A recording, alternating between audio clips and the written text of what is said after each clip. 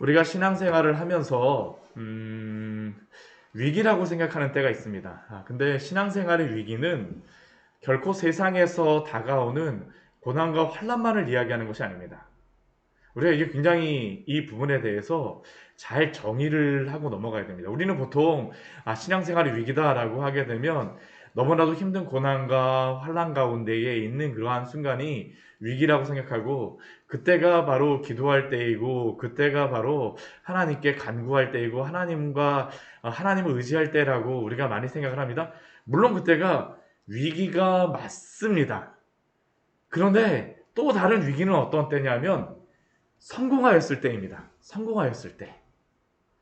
우리가 사사기 우리 지금 기드온의 말씀을 보고 있는데, 하나님께서 이 기드온의 그 전쟁을, 기드온을 사사로 세우시면서 그에게 이 전쟁을 하시면서 주신 말씀이 있어요. 32,000명의 그러한 병사들이 있었음에도 불구하고 그 사람 중에 22,000명을 보내고, 또한 그 중에서 또 9,700명을 보내고 몇 명만 남았습니까? 300명만 데리고 전쟁하게 하십니다. 그 전쟁을 하게 하셨던 이유는 무엇일까요? 그러나 이것도 많은지 그들로 하여금 사람의 수를 의지하게 하는 것이 아니라, 그들이 많이 모여서 우리가 잘했으니까 이 교만함으로써 그들이 승리하였다라는 것이 아니라, 그들의 그러한 전쟁은 온전히 하나님께만 달려있다라는 것을 알려주시기 위함입니다. 그리고 또한 이 전쟁의 이들이 위기상황이 언제냐면, 하나님이 또한 그렇기 때문에 승리를 주셨을 때에도 위기상황입니다. 왜냐하면 300명의 사람들로 전쟁에 승리하게 하시게 되면 그래도 그들의 마음속에는 하나님을 의지하기보다는 자기들의 어떠한 전쟁의 공과를 자랑하는 그러한 위험이 있기 때문입니다. 교만함이 그 안에 들어와요. 그렇게 되면 결국 어떻게 할까요? 하나님과 동행하지 못합니다. 하나님과 동행하지 못하는 것이 결국에는 위기입니다. 어려워서 하나님과 동행하지 못하거나, 아니면 잘 됐다라 그래도 내가 잘 돼서라고 생각하면서 하나님보다는 나를 앞세우게 되면 결국에는 하나님과 동행하지 못하고요. 그게 올무에 빠지게 하고 넘어지게 하는 것입니다. 오늘 기드온의 그 말씀이 바로 이 말씀입니다. 하나님이 그들로 하여금 300명의 군대만 데려가서 전쟁에 승리하게 하셨는데, 그 전쟁에 승리하게 되니까 어떡할까요? 우쭐하는 겁니다. 우쭐합니다. 오늘 말씀에 계속 그게 반복되고 있습니다. 참 안타깝죠. 오늘 먼저 1절서부터 우리 3절까지의 말씀을 보게 되면 에브라임 사람들이 와서 기드온에게 시비를 걸기 시작합니다. 우리 1절 뒤에 말씀을 보게 되면 기드온과 크게 다투었다라고 말합니다. 왜 크게 다툽니까? 이 에브라임 사람들이 와갖고, 아니 너희가 기드온 너가 미디안과 전쟁하려고 그러면 미리 우리한테 와서 알려줬어야지. 전쟁하면서 너희들만 그 전쟁 300명 하고 나서 너희들만 잘난 체 하려고 한 것이 아니냐라는 게 바로 지금 에브라임 사람들이 와서 이 기드온에게 지금 크게 다투는 이유입니다. 왜 에브라임 사람들이 이렇게 할까요? 우리 이스라엘 안에는 몇 가지 그런 위기들이, 그 지파 자체의 위기들이 있습니다. 그게 뭐냐면 장자 지파가 누구냐라는 것 때문에 사실은 이 이스라엘 안에 계속 이게 알력이 있어요. 이게 유다하고 요셉 자손들, 야곱이 요셉 자손을 그 장자 지파로서 지명한 겁니다. 에브라임과 므낫세를 통하여서 장자 지파로 주죠. 그런데 야곱이 축복을 할 때 에브라임과 유다를 비슷하게 합니다. 그러니까 이 두 지파 사이에 알력이 있어요. 알력이 있습니다. 그런데 또 이것이 누구 안에도 있냐면 요셉 지파 안에도 있습니다. 요셉 족속 안에도 있어요. 에브라임과 므낫세. 원래 장자, 혈통적으로 누가 그 둘 중에 장자입니까? 므낫세가 장자입니다. 그런데 야곱이 그 두 아들을 데려오라고 축복하라 그랬을 때 손을 엇갈려요. 에브라임과 므낫세를 엇갈리고 나서 누구를 장자로 축복해 주냐면 에브라임을 장자로 축복해 줍니다. 그래서 실질적으로는 이 이스라엘 12지파 가운데 가장 큰 장자 지파의 역할을 하는 지파가 누구냐 하면 에브라임 지파입니다. 에브라임 족속이에요. 그래서 그 여호수아도 에브라임 그러한 자손의 그러한 지도자가 바로 여호수아였습니다. 힘도 가장 셉니다. 지금까지 계속 에브라임 자손이 알게 모르게 장자 지파의 그러한 역할을 하고 지도자로서의 역할을 했어요. 근데 기드온이라고 하는 그 사람이 나타나고 300명만 가지고 전쟁에 승리하였나요? 어떨까요? 승리하는 것 자체는 좋지만 마음속에 괜히 이게 부하가 나는 겁니다. 시기하는 마음이 나는 것이에요. 에브라임 사람들이 전쟁한다는 것을 몰랐을까요? 알았습니다. 알 수밖에 없어요. 전쟁 넓지도 않고 그 에브라임하고 므낫세는 딱 이게 붙어있는 지역이기 때문에 이게 모를 수가 없습니다. 아니 그쪽에서 전쟁이 있대. 예. 근데 그때는 어떡할까요? 들었을 것임에도 불구하고 모른 척 하고 있다가 300명 가지고 전쟁에 승리하겠다라고 하니까 괜히 한번 와서 지금 이제 시비 걸기 시작하는 것이죠. 예. 그때 그래도 기드온이 참 감사했던 것은 무엇이냐면 기드온이 에브라임과 전쟁하지 않습니다. 하나님 앞에 겸손하기 때문이죠. 아, 하나님이 300명의 사람들을 가지고 나에게 전쟁에 승리하게 하셨구나 하면서 에브라임이 기드온이 에브라임을 인정을 해줍니다. 그러면서 무엇이라고 이야기하냐면 우리를 왜 이렇게 대접하냐라고 이야기하자 기드온이 그들에게 에브라임의 끝물포도가 아비에셀의 만물포도보다 낫다. 아비에셀은 기드온이 속하 있는 그 동네 사람들입니다. 그 성읍의 사람들이에요. 므낫세 사람들입니다. 에브라임의 끝물 마지막의 포도가 아비에셀의 만물포도보다 첫 번째 나는 포도가 훨씬 맛있습니다. 그런데도 불구하고 이렇게 말함으로써 에브라임을 높여주는 것이죠. 그리고 또 무엇을 이 이야기라고 예로서 하냐 하면 이 앞에서 바로 보게 되면 미디안의 방백 오렙과 스웹을 누가 잡아서 죽이냐 하면 에브라임 사람들이 잡아서 죽이게 됩니다. 나중에 기드온이 에브라임 사람들을 그 전쟁에 300명의 사람으로 전쟁에 승리하게 되자 이 10만 명, 13만 명이나 13만 5천 명의 사람들을 그 300명의 사람들로서 어떻게 다 하지 못하거든요. 그러니까 이스라엘 지파들을 다 불러오는 겁니다. 그리고 그 오지도 않았던 에브라임을 불러와갖고 오렙과 스웹을 누가 죽이냐 하면 바로 이 에브라임 사람들이 죽입니다. 그러니까 3절 말씀에 보면 이렇게 얘기해요. 미디안의 방백 오렙과 스웹을 너희 손에 넘겨주셨으니 내가 한 일 300명의 사람으로 그렇게 전쟁에 승리한 것보다 너희가 한 그 오렙과 스웹을 죽인 것이 더 큰 일이다라고 지금 칭찬을 해주는 겁니다. 그러니까 또 에브라임 사람들은 어떡할까요? 우쭐하는 겁니다. 우쭐해요. 우쭐하는 겁니다. 왜 에브라임 사람들이 이 지금 기드온을 인정하지 않겠습니까? 사실은 이 사사기의 중심 그 말씀이 무엇이었습니까? 왕이 없었더니 자기 소견에 옳은 대로 행하였더라. 하나님이 지금 사사를 기드온으로 세우셨으면 기드온은 누가 세운 것일까요? 하나님이 세우신 것입니다. 기드온을 인정하지 않는다라는 것은 하나님을 왕으로 섬기지 않는 것이고 지금 에브라임은 자기 소견에 옳은 대로 행하는 것입니다. 전쟁에 승리하는 게 중요한 게 아니에요. 누가 본질적으로 왕이냐라는 것을 지금 여기서 질문을 하고 있는 것이죠. 그러나 그들은 자신들의 그러한 교만함들이 앞질렀어요. 내가 더 큰 지파인데. 그런데 그러한 어리석음은 이 에브라임에서만 끝나지 않습니다. 나머지 지파에서도 드러나고 또한 기드온에게서까지 이것이 드러난다라는 것이 참으로 안타까운 것이죠. 오늘 이제 뒤에 말씀해 보게 되면 이제 기드온의 그러한 어리석음도 드러납니다. 하나님 앞에서 겸손하지 못해요. 우리 기드온이 300명의 사람들과 함께 이 요단 동편을 건너가서 쫓아갑니다. 아마 요단 동편까지 쫓아가는 사람들은 아마 다른 이스라엘 지파들은 쫓아가지 않았던 것 같아요. 12만 명 정도를 다 처리하고 나서 15,000명 정도는 누구한테 맡겨줬냐 하면 이 기드온과 300용사한테 맡겨준 것 같습니다. 요단 동편까지 가지 않는 거죠. 우리가 이 정도 했으니까. 그러니까 기드온이 이 나머지 300명과 함께 요단을 건너가게 됩니다. 그러니까 몸이 어떡할까요? 너무 피곤해요. 이 밤에서 밤새고 지금 전쟁하는 사람들입니다. 이 사람 밤에 횃불 들고 와서 꽝 깨고 나서 우와 하고 나서 그 옆에서 지켜보는 것만도 얼마나 피곤했겠습니까? 그러니까 하루 종일 피곤해갖고 요단 건너까지 이렇게 지금 이 10km 넘게 몇십 킬로를 넘게 지금 막 따라가고 있는데 너무 피곤하니까 이 요단 동편에 있는 사람들 숫곳 사람들에게 요청합니다. 이 숫곳 사람들은 어디 사람들이냐 어떤 지파냐면 갓지파입니다. 갓지파. 이스라엘 12지파에 속한 그러한 사람들이에요. 근데 전쟁에 오지 않았습니다. 이 사람들도 아마 소문에서는 알고 있었을 겁니다.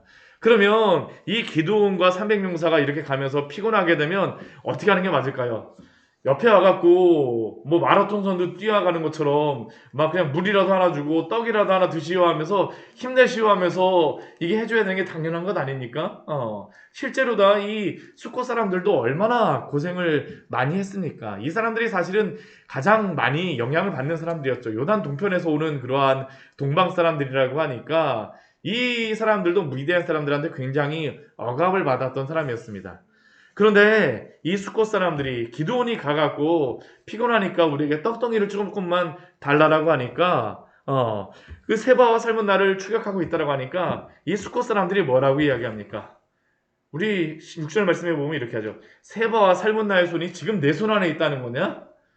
이 사람들이 지금 세바와 삶은 나의 손이 지금 내 손 안에 벌써 전쟁에 승리하였다는 것이냐 하고 지금 기드온과 300용사에 대해서 말하고 있습니다. 왜 그럴까요? 너무나도 고난을 많이 겪었던 것이죠.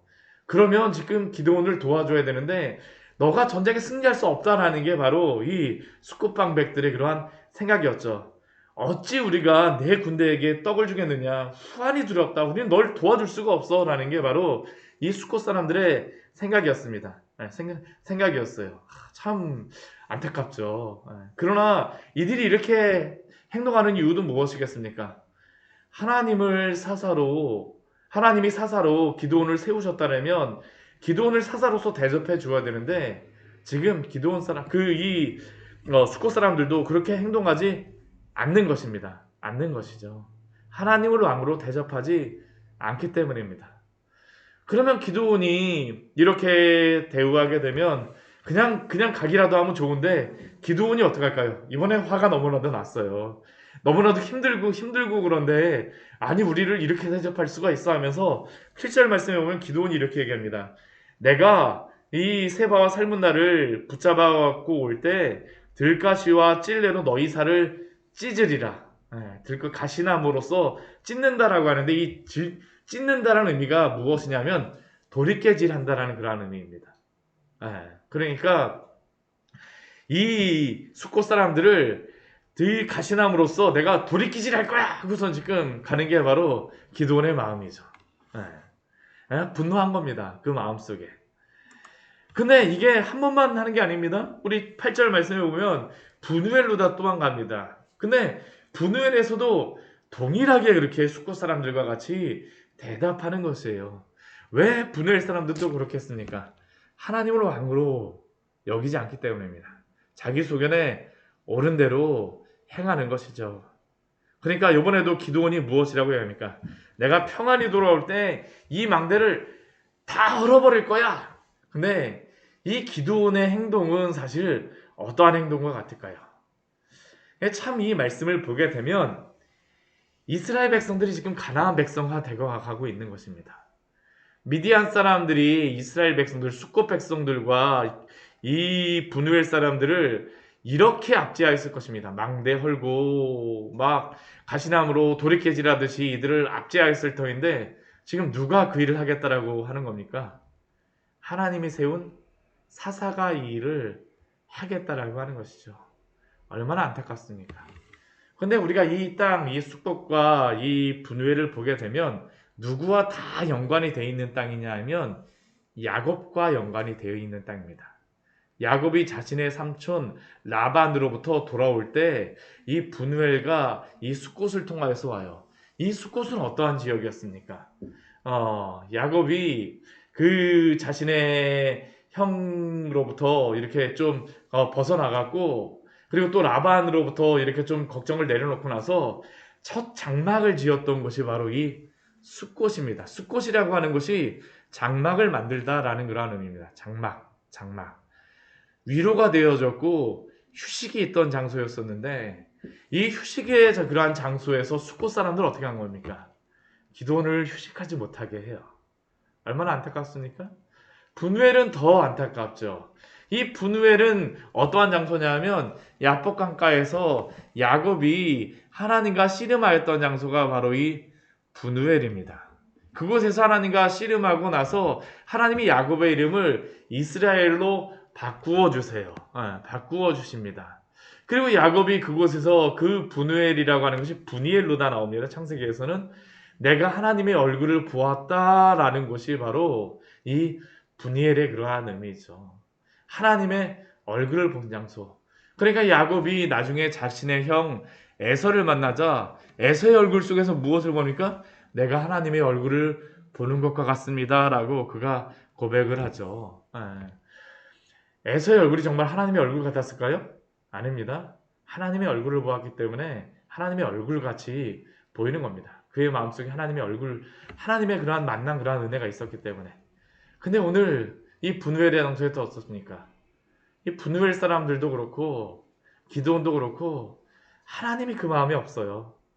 서로 하나님의 얼굴을 보는 것 같으면 얼마나 힘들어. 숙고 사람들한테 그렇게 상처받아서 얼마나 힘드냐면서 떡을 2배로 더 줬을 텐데 2배로 주지 않고 기드온도 나한테 이렇게 했다라고 망대를 하겠다라고 하는 게 바로 이 기드온의 그러한 반응이었었죠. 다 안타까운 것입니다. 우리 그 다음에 10절 이후의 말씀을 보게 되면 또 그 전쟁에 승리한 그러한 모습이 나오죠. 세바와 살문나가 갈골에 있습니다. 11만 명이 그 전에 벌써 다 죽었어요. 15,000명만 이렇게 같이 있으면서 이제 피했다. 우선 한숨 돌리고 있는데 그때 누가 또 급습을 하는 겁니까? 기드온과 300용사가 급습을 합니다. 전쟁에 승리하게 하세요. 그래서 세바와 살문나를 사로잡고 그 온 진영을 다 격파하였습니다. 다 격파하였어요. 그렇다면 이 기드온의 마음이 어떻게 될까요? 전쟁에 승리하게 하셨으니까 얼마나 기쁜가 하고선 아마 탈취물, 노량물들이 분명히 있었을 것입니다. 그 노량물들을 분명히 이 숫곳 사람들하고 이 기드온 사람들에게 나눠줘도 됩니다. 그래, 하나님이 나에게 전쟁에 승리하게 하셨지. 근데 기드온의 첫 번째 행동이 무엇인가요? 우리 14절 말씀 보게 되면 숫곳 사람들은 한 명 소년을 만납니다. 그 만나갖고 이야기하는 이유가 무엇이겠습니까? 그 숫곳의 방백과 장로들 이름 불어! 하고선 지금 신문하였다라고 이야기하죠. 지금 복수할 생각을 벌써 하고 있는 것입니다. 실제로 다 그 77명의 그러한 사람들의 명단을 갖자 어떻게 할까요? 그 숫곳 사람들에게 가고 그 성읍 장로들을 붙잡아서 그 들가시와 찔레로 숫곳 사람들을 징벌합니다. 돌이깨질하는 겁니다. 얼마나 압제하였는지 모릅니다. 그렇게 하죠. 또 분우엘에 가서는 어떡합니까? 망대를 헐어버립니다. 근데 그것만으로도 분이 풀리지 않아요. 어떻게 합니까? 그 성읍 사람들을 죽이니라 라고 말씀하고 있죠. 기드온이 하나님 앞에서 전쟁에 승리한 것이 참 감사한 것임에도 불구하고 그게 은혜가 되지 않습니다. 사실 기드온은 이러한 상황이라면 이 사람들에게 하나님이 나에게 전쟁에 승리를 주셨으니 얼마나 감사한가 하면서 나누어도 되는데 그 은혜가 나오지 못해요. 기드온조차도 어떤 겁니까? 하나님을 왕으로 섬기지 못하고 있는 것이죠. 겸손하지 못합니다. 그러니까 이 일 후에 우리 18절 이후에 말씀해 보게 되면 하나님이 기드온에게도 왕이 되어지지 못하였다라는 그러한 표시로서 나타나는 몇 가지의 것이 있습니다. 이 세바와 살문나를 붙잡고 나서 그 사람에게 묻습니다. 그 미디안이 그 왕들에게 너희들이 다볼에서 죽인 사람들의 모습이 어떠하냐? 다 왕자와 같다라고 이야기합니다. 근데 그 왕자 같은 그 사람들이 누구냐 하면 이 기드온의 형제들입니다. 친척들이에요. 우리 19절 말씀 보세요. 그들은 내 형제들이며 내 어머니의 아들들이니라 라고 하면서 그가 무엇이라고 했냐면 여호와께서 살아계심을 두고 맹세하노니 너희가 만일 그들을 살렸더라면 나도 너희를 죽이지 아니하였으리라. 사실은 이 전쟁이 누구의 전쟁입니까? 하나님의 전쟁입니다. 근데 지금 기드온이 이 두 사람을 죽이지 않았으면 살려줍니다. 하나님께서 어떻게 하는 게 맞을까요? 진멸하는 게 맞습니다. 근데 이 기드온이 지금 여기에 조건을 붙이고 있는다는 것은 무엇이냐면 이 전쟁을 하나님의 전쟁이 아니라 자신의 복수의 전쟁으로서 지금 만들고 있는 것이죠. 하나님이 왕이 아니에요. 그리고 더 문제는 무엇일까요? 21절 말씀을 보게 되면 기드온이 일어나서 세바와 살문나를 죽이고 난 다음에 그들의 낙타의 목에 있는 초승달 장식을 떼어서 가져갑니다. 이 초승달 장식의 표시는 무엇일까요? 우상숭배의 장식입니다. 우상숭배의 장식이에요. 하나님의 왕이 지금 기드온에게 되어지지 못하고 있다는 것이죠. 우리가 이 말씀을 보면서 무엇을 우리가 기억해야 되겠습니까? 우리가 어려운 가운데에서도 하나님을 향한 그러한 신앙이 위기 상황일 수 있지만 하나님이 열어주시는 그 승리의 상황에서도 위기임을 기억하십시오. 그때가 더욱더 주님을 의지할 때입니다. 하나님이 날마다 승리를 주시고 좋은 일을 주셨을 때 이 모든 것을 하나님이 하셨습니다. 당신의 은혜입니다. 라고 고백하며 살아가시기를 축원합니다. 이게 바로 우리를 통하여서 오늘 우리의 삶 속에 원하시는 것이며 이것이 바로 하나님이 왕이 되시는 성도들의 그러한 삶의 모습입니다. 같이 기도하도록 하겠습니다. 하나님 아버지, 오늘 말씀을 통하여